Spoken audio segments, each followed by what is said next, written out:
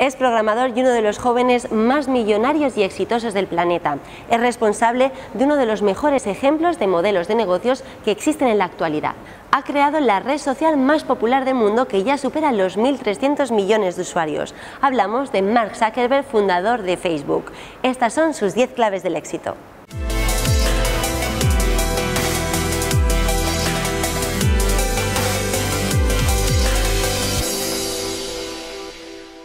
We've had this tradition for, I don't know, probably 7 or 8 years at the company, where every week we have a Q&A where our employees can come and ask me any question that they want about what's going on and what the direction of the company is, or questions or things that they read about in the press, or that their friends who use the product, what they're asking them. And it's been this really important tradition for us, both because we really believe in openness and communication, and that's kind of what Facebook is all about. But it's also really important for me and for running the company to be able to get feedback, right? And to be able to learn what's on people's minds, what our employees and folks who are part of our team are thinking about, and just kind of a lot of the time there are good questions that people ask that change the way that we think about what we're building and what we're here to do in the world. And that often make us go think and reevaluate how we should be approaching different problems. So many things go wrong when you're starting a company, and often I think people ask, what mistakes should you avoid making? And my answer to that question is, don't even bother trying to avoid mistakes, because you're going to make tons of mistakes, right? And the important thing is actually learning quickly from whatever mistakes you make and not giving up.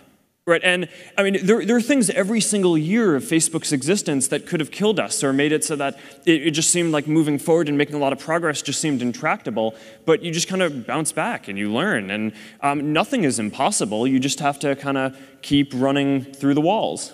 I don't hire people who I wouldn't work for myself. I think that's a really good heuristic, because everyone knows this, like, there's this saying, like, A players hire A players and B players hire C players, which is like good people hire good people. Yeah. And I don't think that that's that informative, right? Because I mean, what are you going to say, like, to someone in your organization? Hire better people. Player, you don't get to hire people. Like, I mean, no. I mean, and I think a lot of the time the problem is you don't actually know. I mean, sometimes you're like trying to figure out how good someone is. If you didn't think they were good, you wouldn't have hired them. But the heuristic of only hiring people who you would work for tends to be pretty good, I think, because then it's like that right? It's like, I would not work for this person. Then okay, I'm not going to like stretch just because I need to fill a role today. One definition that I have for a good team is a group of people that makes better decisions as a whole than would individually make as a sum of the parts. And I think most smart people like learning, right? And I mean, that's like one of the thrills of starting a company, right? Is you're just, the learning curve can be so steep. And if you can set up a team dynamic where you're constantly learning from the people around you, then I mean, what's better, right? It's like, these are the people I wake up every morning and I want to go learn from and work from. Is that one of your heuristics for hiring people too, to like hire people that you learn from? Yeah, and when building a team, you want to think about the dynamics, so that way you can maintain this property that the team makes better decisions as a group than any individual would. I always kind of I get a little upset whenever any media attention focuses on me personally and me leading Facebook, much less a movie. It's been kind of a bad year, hasn't it? It turned out okay. Time, Academy. It turned out good. The time thing was awesome. That was really flattering. But but I think that it's one of these things that the media systematically gets wrong, is that this idea that it's a person, right? It's never a person, right? It's always a team. And the most important thing, if you are an entrepreneur trying to build something, is you need to build a really good team. And that's what I spend a lot of my time on, right? I mean, I spend probably at least 3 hours a day with our core team, right, at doing things. I spend probably 25% of my time recruiting, finding good people, both outside the company and inside the company, to put in more impactful roles.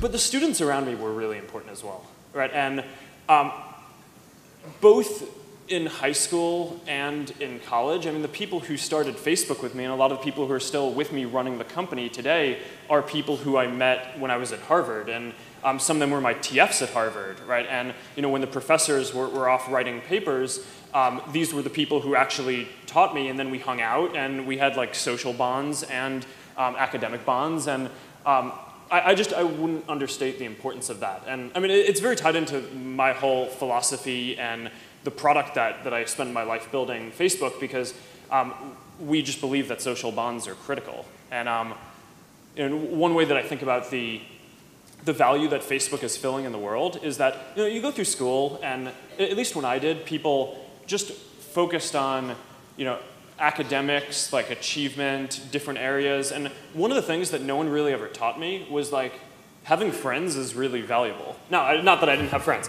but like, although the movie might make it seem that I did.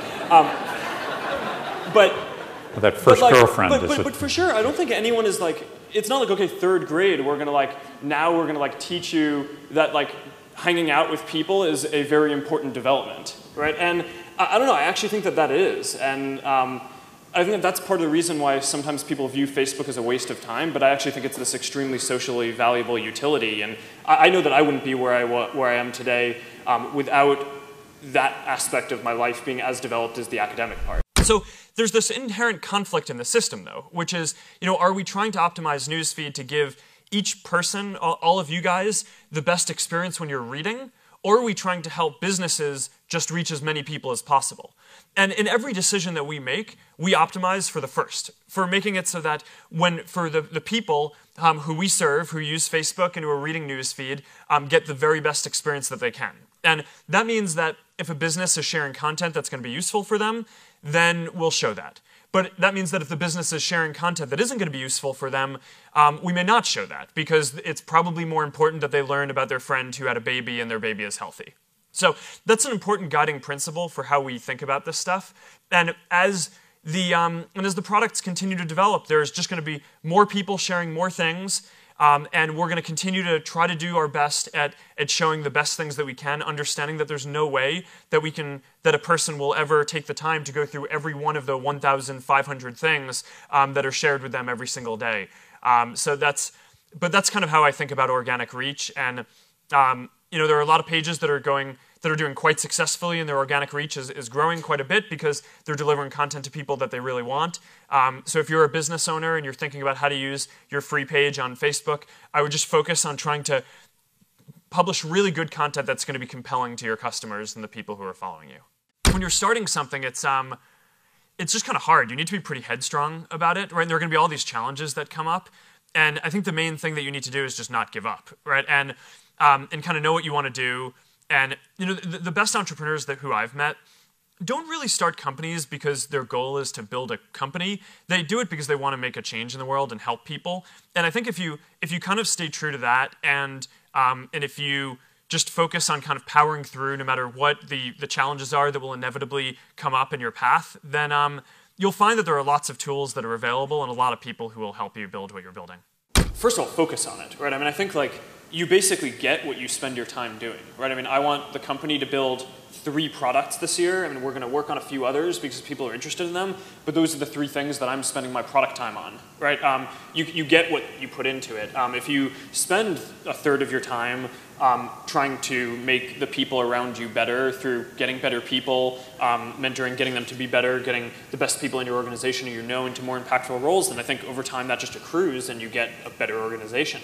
I spent a bunch of time analyzing and reflecting on why it was that we were even able to do it, because all reasons suggest that we shouldn't have been able to do it, right? Because all these other companies had way more engineering power and servers and time and money and all this stuff. And I actually think that this is a pretty instructive thing for anything that you want to go do, because this is the same property is going to be true for anything that you guys start, is that someone else is going to have more resources and be able to do it. The reason why I think we actually ended up being the ones doing it is because we just cared way more about it than everyone else, right? So there were always projects at some of these other companies that were these hobbies, but we always thought that it was this really important thing and really just felt in our gut and our heart that we wanted to do it. And early on, there were always these skeptics saying that, oh, this can't be a business. We didn't actually care that much about it being a business early on. But a lot of the reason why bigger companies didn't invest in it was because it wasn't clear that there was a model that would work for it. It seemed like a bad idea. Yeah, and I actually think that that's true for a lot of the best ideas, where it is that it's not that someone else can't do it, they actually can, and the odds are stacked against you, but I think often that belief in the fact that you just care so much about what you're doing is the only thing that kind of drives you to do it. And, you know, to be honest, that kind of drives me to this day. I mean, one of the big emphasis points for the company right now is internet.org. And, you know, for a while we had this rallying cry of, can we connect 1 billion people? And, you know, when we started talking about that, we thought that was crazy, right? It was way bigger than any service in the world that had been built, and, you know, it was 10 digits long, right? It's like a, you know, it felt crazy. We'd never get to that.